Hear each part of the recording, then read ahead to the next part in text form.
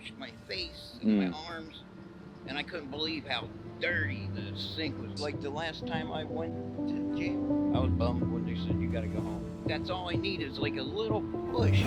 What is up, guys? Welcome back to Eric Helps. Today we have a unique interaction from a homeless man named Dan. Unfortunately, we lost the original audio with this interaction, but don't worry. We had a good 5 to 10 minute conversation beforehand, and at the end of the interaction, we said we would get him food and a new shirt, but we did much more than that. Stay tuned for what happens in the video. So right now what we're doing is we're going to Chick-fil-A to get him a meal, and we're also going to get him a shirt, extra large size as well, to help out Dan. So Dan, I hope you enjoy, man. We're gonna go get the shirt, but we wanted to get you lunch first and not think that like we left or anything. And here's also a water. So yeah, the food, definitely dig in on that right now. We are gonna get you that shirt right now too, okay? But we didn't want you to think that we weren't like gonna come back or anything. So right now we got Dan a gray shirt, and we got him a blue shirt. So we're gonna go put those in, and we're gonna see what else we can find him to help him out too. We're also gonna get Dan a new soft pillow for outside as well.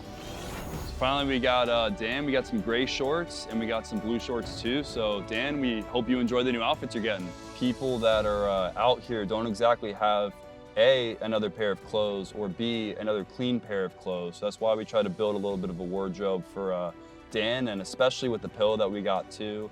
We don't know obviously how clean or able to get clean some of the bedding is, or their pillows are too. So we're hoping that he really utilizes the stuff that we got him. So yeah, we said we would get you a shirt, but we ended up getting you, we got you 2 shorts right here. We got, nah man. We got you 2 more shirts. Hopefully those match pretty well with the shorts as well. We got you a pillow too. I know you said you were staying on the corner over there. This is a nice new pillow for you and stuff. So I hope this stuff helps out a little bit, man, all right? All right, so you were saying like, you mentioned here, like, did you say you're actually trespassed from this Circle K? Like what? Yes, I am. That's why I was about to say, but I was like, fuck that. Yeah. So what happened then? What was that story? People don't like you when you're homeless. Yeah. She told me to get out. I might have been buzzed that day, and I didn't remember, you know. That's okay. Yeah. And then I sat behind the dumpster, and 3 cop cars come flying up, bro. Like. Oh really? Hawaii 5-0, yeah. What did they say to you whenever you were out there? You're trespassed from here, and you're going to jail. Even an open container. Right. But that same cop took me 4 days in a row. Really? The same cop? Yes. Oh wow. I'd be in jail, I'd get out, they'd get me back. Jeez. Like, I don't know if they were fighting him and the judge between me, like you yeah. like the pawn. I don't know. I haven't been back since though, so it's a good one. No, but yeah. I haven't really been back here too much. And what were you saying to me a little bit earlier? You were saying sometimes it's actually better being in jail with the 3 meals and having like a place to stay rather than being out here. Right. So walk me through that. Like what are some of the daily struggles that you currently face? Like the last time I went to jail, I slept for 2 days straight and woke up for meals only. I was bummed when they said you gotta go home. Really? They're like, you go now. Yeah. You're enjoying this too much. No, I understand that. And what was also the reason that you explained to me a little bit earlier of what ended up like from last Halloween to now? Like what was that timeline like with you? You know, my daughter had just moved. Well, she had been gone a little while, but I lost my apartment. You know, I started partying too much. Okay. And went and stayed with my sister up in Palm Harbor. And somebody gave me like a big thing. Oh, okay. And I think I was talking crazy shit, and she kicked me out.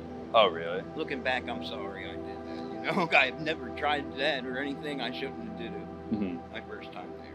Like, what do you want people to know about you that they don't already know as well? I'm not a horrible person. I've always been, you know, a pretty quiet person. But, you know, out here, I feel everybody, like you can feel it. As soon as you walk in a store, they don't want you. Yeah. Does that hurt at all? Like, it hurts, but also when you're going in there and taking alcohol, you deserve it. So it's not as bad as if I was going in there and. Are you so close to your sister and the rest of your? You said the rest of your family, are they? They're one up from me, and my other brother's in prison. He's been there for like 30 years. Oh wow. Okay. So most of my life he's been. And then your sister, are you still close to her at all down here? Do you talk to her? I don't talk to her because that's one of my biggest problems. I lost my phone. Oh, you did lose So I your phone. lost all my contacts, 400 contacts. I Oh, could call goodness. one of the paint reps and I'd be working tomorrow, but you don't know people's numbers anymore. You just touch their name and you're talking to them. Exactly. And when you lose that number, Yeah. you're in trouble. I lost everybody's number. I knew nobody's number. Like, would you still try to do any of those Oh yeah. things? Like any dealership, you know, with a body shop, like a collision shop, like does insurance work. You know. Yeah, do you? That's all I've ever done since I was like 10th grade. So would you say the biggest challenge has been not being able to have contact with some of the places around to find something new then? Friends and everything, you know, I lost contact with everybody. Everything nearby, in walking distance, like RM, I stop in there every few months and ask. What do they say to you? No, not right now, but when you look like, you know, like you guys caught me on a day, I went to the park, I washed my face and my arms, and I couldn't believe how dirty the sink was. And my shirt, I had to wash my shirt. The wind luckily blew it out. But it was disgusting, brother. It had like a big white line all the way down there to there. Yeah. And it was just like crust, like you moved one spot in the whole. Jeez, man. So maybe the clothes will help you out a little bit more than we even believe so. Yeah. Because then I wouldn't have been standing in the bathroom with my shirt off and like an 8-year-old kid. Yeah. You know, kind of chuckled because I was giving him the sink after he took it. Right. Yeah. And he kind of laughed. And I was like, not every 50-year-old is getting laughed at by, or maybe he was laughing with me. Yeah, that's a good way to look at it. I was like, yeah, no, I understand that, man.